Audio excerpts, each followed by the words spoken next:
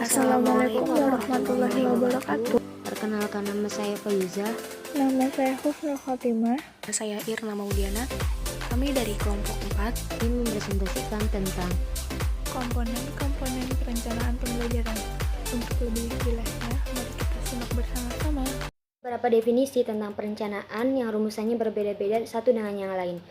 Contohnya Cunningham mengemukakan bahwa perencanaan ialah menyeleksi dan menghubungkan pengetahuan, fakta, imajinasi, dan asumsi untuk masa yang akan datang dengan tujuan memvisualisasi dan memformulasi hasil yang diinginkan, urutan kegiatan yang diperlukan, dan perilaku dalam batas-batas yang dapat diterima yang akan digunakan dalam penyelesaian. Perencanaan di sini menekankan pada usaha menyeleksi dan menghubungkan sesuatu dengan kepentingan masa yang akan datang serta usaha untuk mencapainya. Apa wujud yang akan datang itu dan bagaimana usaha mencapainya merupakan perencanaan. Definisi yang kedua mengemukakan bahwa perencanaan adalah hubungan antara apa yang sekarang, what is, dengan bagaimana seharusnya, what should be, yang bertalian dengan kebutuhan, penentuan tujuan, prioritas, program, dan alokasi sumber. Bagaimana seharusnya adalah mengacu pada masa yang akan datang. Perencanaan di sini menekankan kepada usaha mengisi kesenjangan antara keadaan sekarang dengan keadaan yang akan datang disesuaikan dengan apa yang dicita-citakan. Ialah menghilangkan jarak antara keadaan sekarang dengan keadaan mendatang yang diinginkan. Perencanaan penting untuk pembelajaran di sekolah dasar karena memungkinkan siswa diberi kesempatan terbaik untuk memperoleh kemajuan dalam perkembangan dan belajar. Guru dapat memahami perannya dan tugas-tugas yang harus dicapai siswa untuk berkembang dan belajar. Guru menyediakan sumber-sumber belajar untuk mendukung proses belajar. Perencanaan adalah proses penetapan dan pemanfaatan sumber daya secara terpadu yang diharapkan dapat menunjang kegiatan-kegiatan dan upaya-upaya yang akan dilaksanakan secara efisien dan efektif dalam mencapai tujuan. Pemahaman tersebut, maka perencanaan mengandung 6 pokok pikiran, yaitu yang pertama, perencanaan melibatkan proses penetapan keadaan masa depan yang diinginkan. Yang kedua, keadaan masa depan yang diinginkan itu kemudian dibandingkan dengan keadaan sekarang sehingga dapat dilihat kesenjangannya. Yang ketiga yaitu untuk menutup kesenjangan itu perlu dilakukan usaha-usaha. Yang keempat, usaha yang dilakukan untuk menutup kesenjangan itu didapat beraneka ragam dan merupakan alternatif yang mungkin ditempuh. Yang kelima, penilaian alternatif yang paling baik dalam artian mempunyai efektivitas dan efisiensi yang paling tinggi perlu dilakukan. Yang keenam, alternatif yang paling tinggi perlu diperinci sehingga menjadi pedoman dalam pengambilan keputusan apabila akan dilaksanakan. Dapat disimpulkan bahwasanya pengertian dari perencanaan pembelajaran adalah proses pengambilan keputusan hasil berpikir secara rasional tentang sasaran dan tujuan pembelajaran tertentu, yaitu perubahan tingkah laku serta rangkaian kegiatan yang harus dilakukan sebagai upaya pencapaian tujuan tersebut dengan memanfaatkan segala potensi dan sumber belajar yang ada. Hasil dari proses pengambilan keputusan tersebut adalah tersusunnya dokumen yang dapat dijadikan acuan dan pedoman dalam melaksanakan proses pembelajaran. Terima kasih. Yang selanjutnya yaitu komponen-komponen dalam rencana pembelajaran. Komponen-komponen apa saja yang harus ada dalam rencana pembelajaran? Yang pertama yaitu tujuan dari pembelajaran. Yang kedua yaitu isi atau materi dari pembelajaran. Yang ketiga yaitu kegiatan dari pembelajaran tersebut. Yang keempat yaitu metode pembelajaran. Yang kelima yaitu mengenai media dari pembelajaran. Yang keenam yaitu evaluasi pembelajaran. Nah, untuk yang pertama yaitu tentang tujuan dari pembelajaran. Tujuan dari pembelajaran itu merupakan hal yang pertama dan yang utama. Kenapa? Karena setiap dari pembelajaran itu harus memiliki tujuan. Nah, dalam tujuan pembelajaran ini lebih memudahkan guru. Yang pertama yaitu guru bisa memilih bahan ajar, bahan untuk mengajar kepada siswanya. Guru bisa memilih bahan-bahan apa saja yang bisa diajarkan kepada siswanya.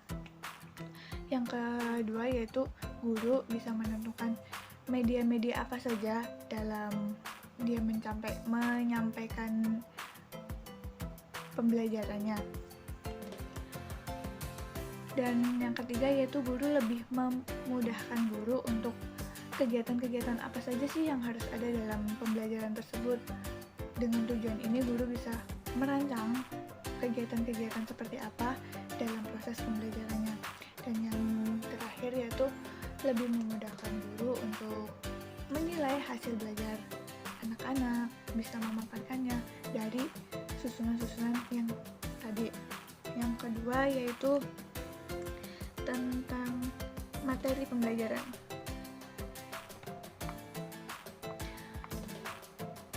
Nah, dalam materi pembelajaran ini ada beberapa hal yang harus diperhatikan. Yang pertama yaitu materi pembelajaran harus sesuai dan menjunjung untuk mencapainya tujuan tadi. Tujuan-tujuan tadi harus terbungkus dalam materi ini, materi-materi yang ada dalam pembelajaran. Yang kedua yaitu materi pelajaran yang ditulis dalam perencanaan pembelajaran terbatas pada konsep atau berbentuk garis besar, bahan tidak pula diuraikan terinci. Jadi maksudnya dalam materi ini, materi yang tertulis tidak harus terperinci, jadi hanya garis besarnya saja, nanti untuk pengembangannya bisa langsung ke lapangan. Yang ketiga yaitu menetapkan materi pembelajaran harus serasi dengan tujuan. Kenapa harus serasi? Karena ya dari awal tadi, tujuan itu merupakan hal utama dalam pembelajaran, dalam komponen-komponen pembelajaran yang tadi, yang udah saya uraikan tadi. Yang selanjutnya yaitu dalam materi pembelajaran ini harus berkesinambungan, harus berhubungan dari materi yang akan disampaikan dan kegiatan-kegiatan yang akan dilakukan selanjutnya. Yang kelima yaitu materi pelajaran disusun dari hal-hal yang sederhana menuju hal-hal yang kompleks. Jadi maksudnya dari materi-materi pembelajaran ini dimulai dari hal-hal yang kecil, setelah itu dikembangkan menjadi hal-hal yang lebih mendalam, lebih terperinci. Seperti hal yang dari kecil menjadi yang besar, dari yang umum menjadi yang lebih terperinci lagi. Yang ketiga yaitu kegiatan pembelajaran. Dalam rangkaian kegiatan pembelajaran ini guru harus mengidentifikasikan apa yang akan dipelajari oleh setiap anaknya dan merancang kegiatan pembelajaran. Dalam kegiatan pembelajaran ini harus berorientasi kepada tujuan pembelajaran yang tadi di awal. Harus berkesinambungan dengan tujuan yang di awal tadi mengenai tentang pembelajaran. Yang kedua yaitu kegiatan pembelajaran harus berorientasi pada perkembangan. Nah, kegiatan pembelajaran ini merupakan awal mula untuk perkembangan siswa. Jadi, berorientasinya harus bisa mengembangkan siswa. Bertujuan untuk mengembangkan siswa. Yang selanjutnya yaitu kegiatan pembelajaran harus berorientasi pada tujuan pendidikan. Kegiatan-kegiatan yang akan dilakukan dalam proses pembelajaran nanti itu harus bertujuan untuk pendidikan, mengenai apa yang kegiatan-kegiatannya harus berhubungan dengan pendidikan atau materi-materi yang berhubungan dengan pendidikan. Nah, dalam kegiatan pembelajaran ini biar lebih memudahkan dalam pembelajaran yaitu nggak harus juga sih, kadang-kala menggunakan kegiatan yang bisa menyenangkan, jadi tidak melulu tentang monoton tentang menulis, mendengar, memperhatikan, tapi dalam kegiatan pembelajaran ini bisa berupa hal-hal yang menyenangkan, bisa di luar kelas, bisa di lapangan, bisa di taman, karena dalam kegiatan pembelajaran ini tidak melulu tentang mendengar, menulis, menyampaikan, tapi dalam kegiatan pembelajaran tuh banyak hal. Kita bisa belajar macam-macam kita bisa belajar banyak hal dari kegiatan-kegiatan yang kita lakukan di luar rumah atau pas kita main kita juga bisa belajar. Namun dalam kegiatan pembelajaran ini kita harus seorang guru harus bisa bagaimana caranya dalam kegiatan pembelajaran itu bertujuan untuk pendidikan si siswa tersebut. Yang selanjutnya yaitu media. Dalam media pembelajaran ini, segala sesuatu yang dapat menyampaikan dan menyalurkan pesan dari sumber secara terencana sehingga terciptanya lingkungan yang kondusif. Maksudnya yaitu dalam media pembelajaran ini kadang-kadang kita butuh tempat untuk mengekspresikan kegiatan pembelajaran, gimana caranya menggunakan media apa, media tulis atau media-media yang lainnya. Nah, dalam media-media ini harus bisa menyalurkan pesan apa yang ingin disampaikan. Media dan sumber belajar dipertimbangkan dalam merencanakan pembelajaran. Media dan sumber belajar yang dipilih harus sesuai dengan kegiatan dan dapat memberikan pengalaman yang cocok bagi siswa. Yang keenam yaitu evaluasi dari pembelajaran tersebut. Evaluasi adalah tindakan atau proses untuk menentukan nilai dari suatu tindakan atau proses untuk menentukan nilai sesuatu. Jadi maksudnya evaluasi ini untuk mengevaluasi dalam proses pembelajaran, entah itu dari gurunya atau entah itu dari siswanya. Dalam evaluasi ini bisa bertujuan untuk kedepannya, gimana caranya bisa dalam proses pembelajaran ini bisa menjadi hal yang baik untuk kedepannya, bisa menyempurnakan proses pembelajaran yang saat ini agar kedepannya itu bisa menjadi proses pembelajaran yang lebih baik lagi.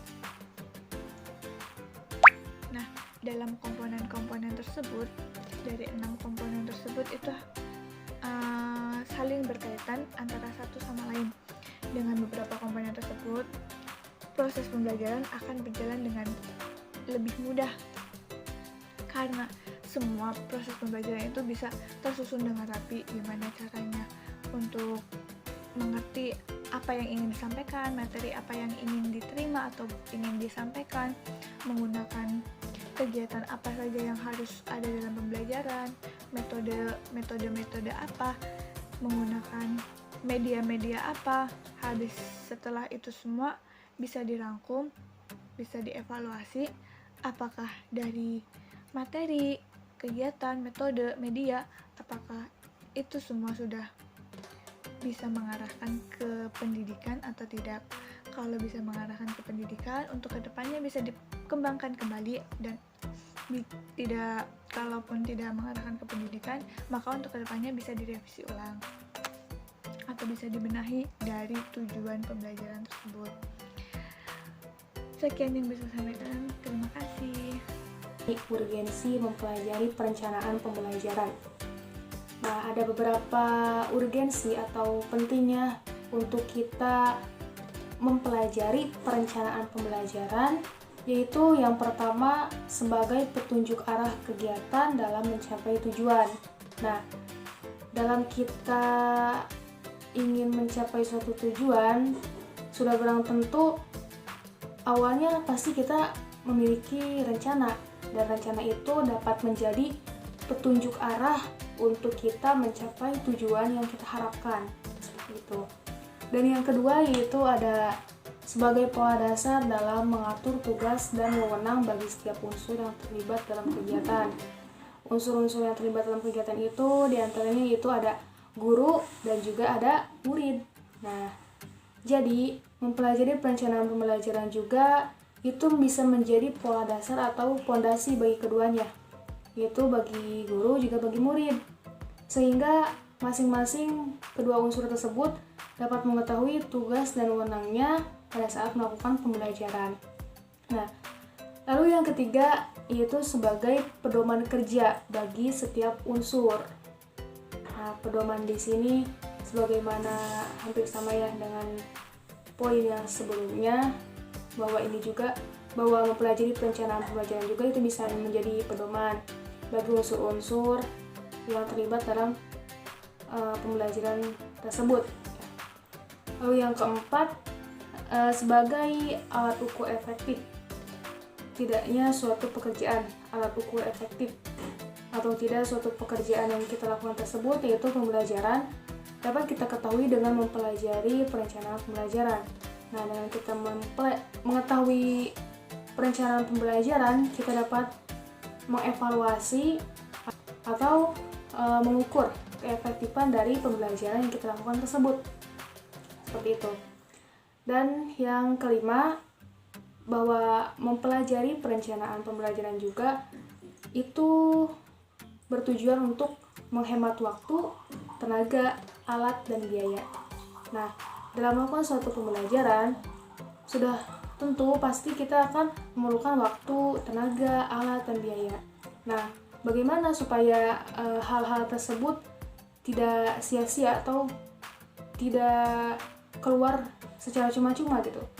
Pasti tentu kita harus melakukan perencanaan pembelajaran terlebih dahulu, sehingga kita dapat menentukan waktu, tenaga, alat, biaya yang kita perlukan itu bagaimana gitu waktunya, berapa menit atau jam, lalu tenaganya itu kira-kira siapa yang akan mengisi pembelajaran tersebut, dan juga ada pembelajaran yang pasti harus memiliki alat-alat tersendiri, dan alat-alat tersebut juga perlu dibeli dan memerlukan biaya.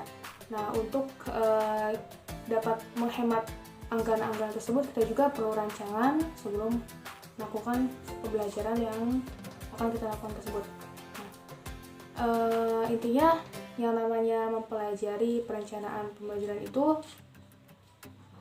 tujuannya untuk dapat kita bisa memperkirakan apa yang akan terjadi pada saat pembelajaran yang akan kita lakukan, sehingga dapat terlaksana sebagaimana yang kita harapkan, dan tidak ada suatu hal yang nantinya akan sia-sia begitu saja.